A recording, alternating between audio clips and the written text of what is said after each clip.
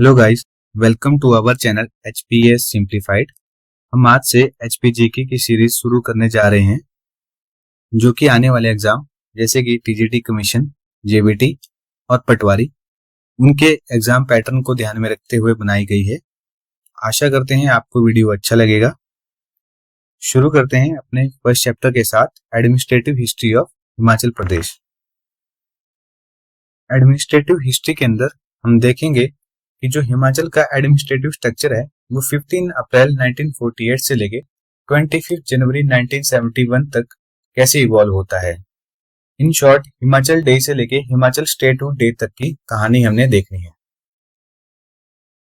15 अप्रैल 1948 को 26 शिमला हिल states plus 4 Punjab हिल states, total 30 हिल states को मिला के हिमाचल प्रदेश को चीफ कमिश्नर प्रोविंस बनाया जाता है, जिसका हेडक्वार्टर होता है ब्रिटिश इंडिया फॉरेन ऑफिस की बिल्डिंग, जो कि शिमला में है।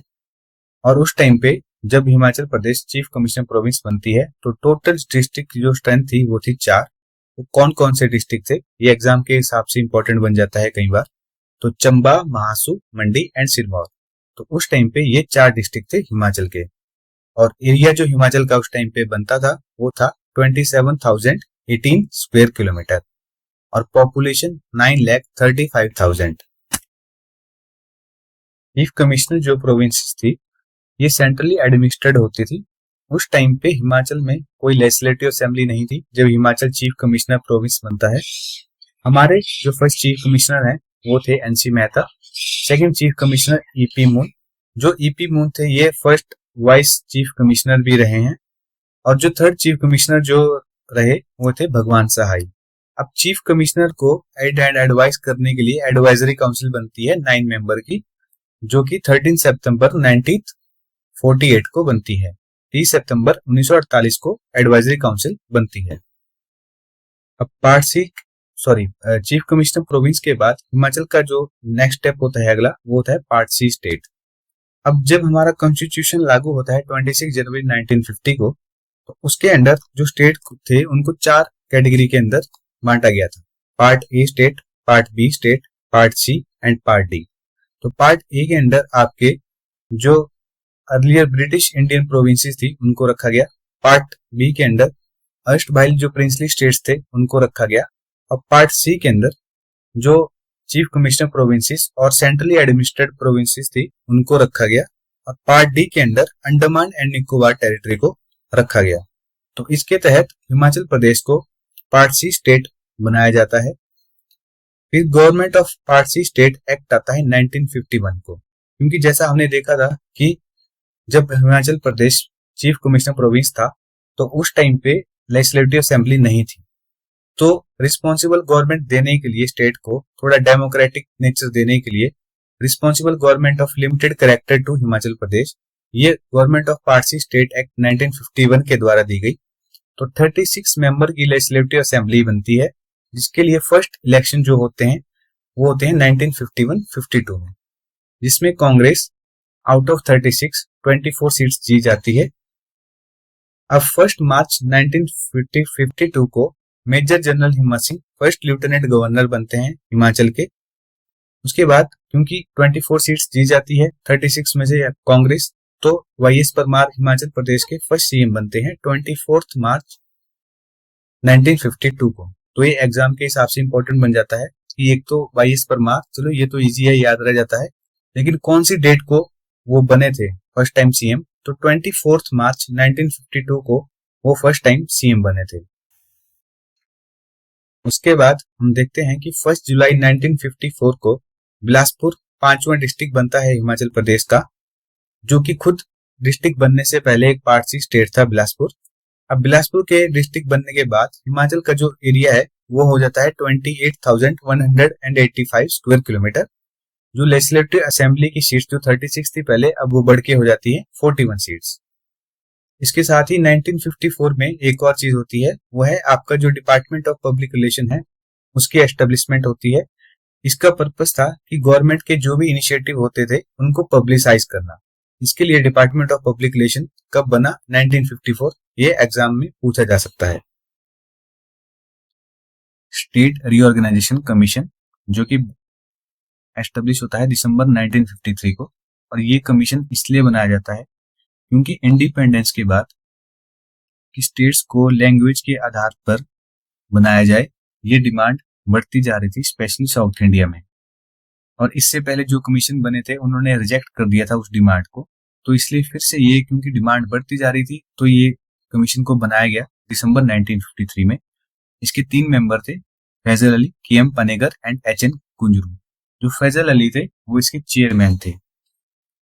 अब एक हिमाचल के पर्सपेक्टिव से एक इम्पोर्टेंट पॉइंट है इस कमीशन का कि इस कमीशन ने रिकमेंड किया था कि जो हिमाचल है उसको पंजाब के साथ मर्ज कर दिया जाए, लेकिन फैजल अली जो उसके चेयरमैन थे उन्होंने मना किया कि नहीं, हिमाचल को पंजाब के साथ मर्ज नहीं करना है और डेवलपमेंटल पर्पस के लिए अभी हिमाचल को अलग ही रहने थे। तो इस कमीशन की रिकमेंडेशन के बाद स्टेट रीऑर्गेनाइजेशन एक्ट आता है 1956 में, जिसके तहत 14 स्टेट्स एंड 6 यूटी बनाए जाते हैं। जो प्रीवियस जो कैटेगरीज थी स्टेट्स की उसको एबॉलिश कर दिया जाता है, और उसको एबॉलिश किया जाता है 7th कॉन्स्टिट्यूशनल अमेंडमेंट एक्ट 1956, जो कि जैसा कि हमने देखा था कि इससे पहले जो स्टेट्स की कैटेगरी थी A, B, C, D, उन सारी कैटेगरी को एबॉलिश करके अब नए सिरे से स्टेट्स बनाए जाते हैं, स्टेट्स एंड यूटी।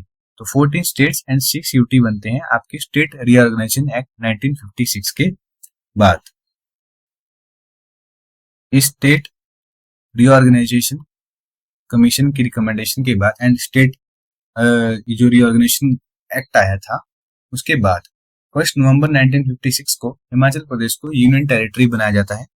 तो ये तीसरा पड़ाव था हिमाचल प्रदेश के एडमिनिस्ट्रेटिव स्ट्रक्चर में। जो फर्स्ट हमने देखा था कि 15 अप्रैल 1948 को चीफ कमिश्नर प्रोविंस, तो उसके बाद 1951 में हमारा पार्ट 6 स्टेट बनता है हिमाचल, और उसके बाद 1 नवंबर 1956 को यूनियन टेरिटरी। अब जब हिमाचल प्रदेश यूनियन टेरिटरी बनता है तो क्योंकि पहले हमारे पास लेजिस्लेटिव असेंबली थी, अब यूनियन टेरिटरी बनने के बाद वो लेजिस्लेटिव असेंबली थी उसको एबॉलिश कर दिया जाता है। और यूनियन टेरिटरी के बाद बनने के बाद हिमाचल के जो फर्स्ट लेफ्टिनेंट गवर्नर बनते हैं वो है श्री बजरंग बहादुर सिंह। अब क्योंकि जो लेजिस्लेटिव असेंबली थी उसको एबॉलिश कर दिया गया, अब हिमाचल के लिए या जो यूनियन टेरिटरीज थी उनको एक काउंसिल देने के लिए एक टेरिटोरियल काउंसिल एक्ट आता है 1956 में, तो जिसकी स्ट्रेंथ थी 43, जिसमें 41 elected member plus 2 nominated member थे। तो 15 अगस्त 1957 को जो फर्स्ट चेयरमैन बनते हैं टेरिटोरियल काउंसिल के वो थे ठाकुर करम सिंह। फिर 1957 में हम देखते हैं कि joint IAS and IPS cadre बनाया जाता है हिमाचल प्रदेश एंड दिल्ली के लिए। तो इंपॉर्टेंट हो सकता है एग्जाम के पर्सपेक्टिव से, डायरेक्टली पूछ सकते हैं कि joint IAS IPS cadre Himachal Pradesh और दिल्ली के लिए कौन सी ईयर में बनाया गया था, तो वो था 1957। उसके बाद 1 मई 1960 को किन्नौर जो है वो 6 डिस्ट्रिक्ट बनता है हिमाचल प्रदेश का। किन्नौर डिस्ट्रिक्ट को चिन्नी तहसील को, मासू डिस्ट्रिक्ट की चिन्नी तहसील को, और उसके बाद 14 विलेजेस ऑफ रामपुर तहसील के वहां से कार्व करके किन्नौर डिस्ट्रिक्ट बनाया जाता है 1 मई 1960 को। उसके बाद government of union territories act आता है 1963 में।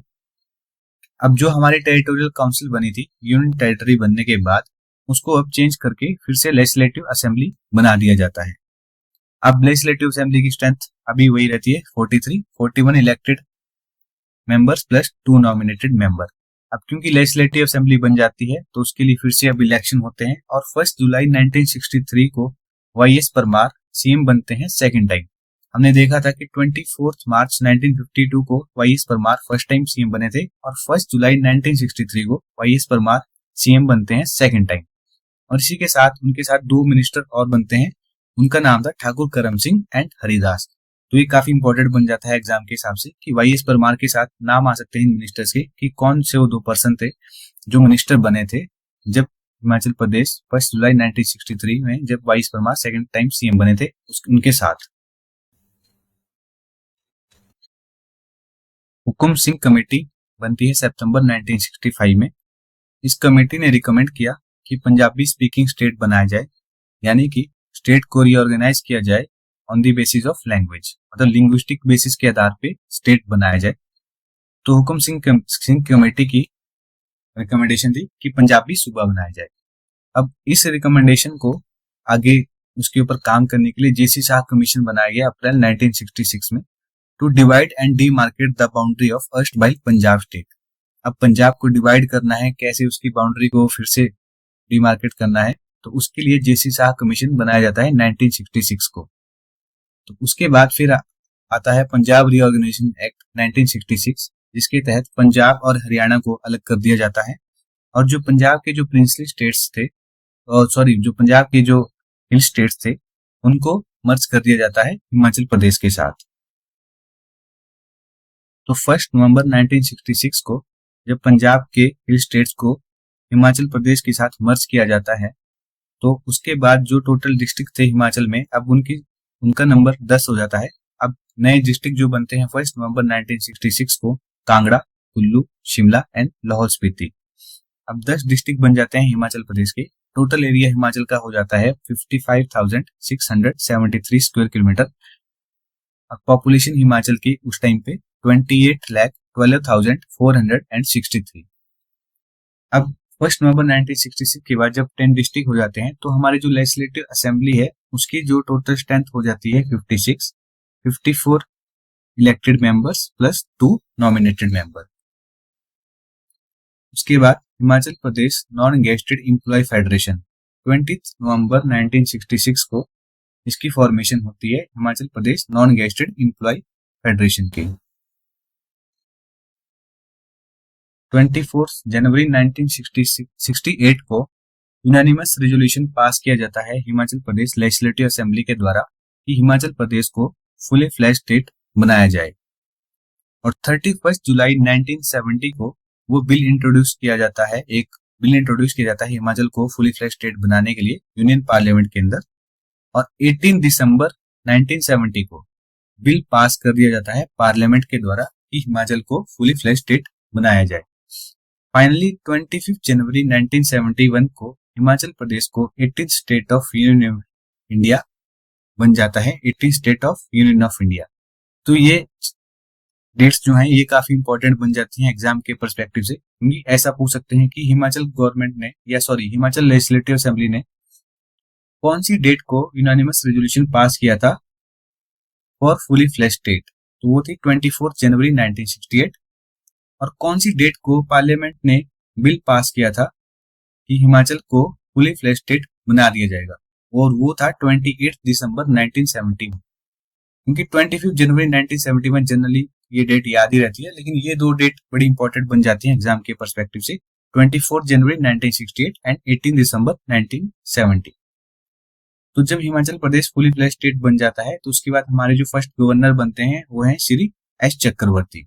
ये भी इंपॉर्टेंट हो जाता है एग्जाम के पर्सपेक्टिव से।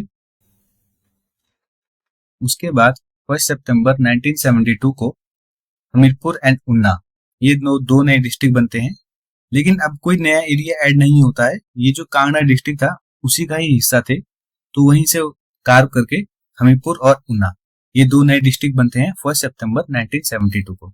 और जो शिमला एंड महासू डिस्ट्रिक्ट थे उनको रीऑर्गेनाइज करके शिमला एंड सोलन डिस्ट्रिक्ट बना दिया जाता है।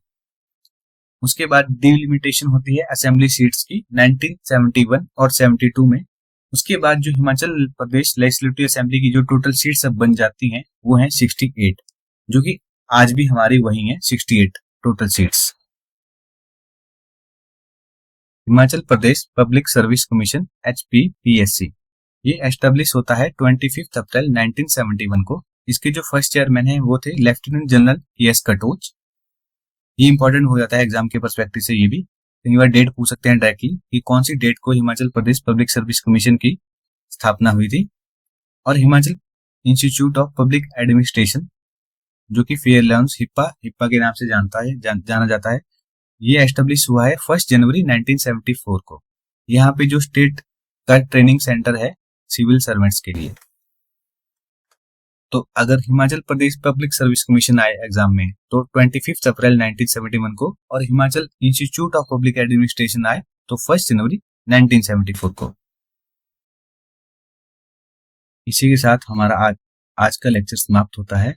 आपको इस लेक्चर की PDF हमारे टेलीग्राम चैनल पे मिल जाएगी, जिसका लिंक आपके साथ डिस्क्रिप्शन में शेयर कर दिया जाएगा। आप वहां से हमारा टेलीग्राम चैनल ज्वाइन कर सकते हैं।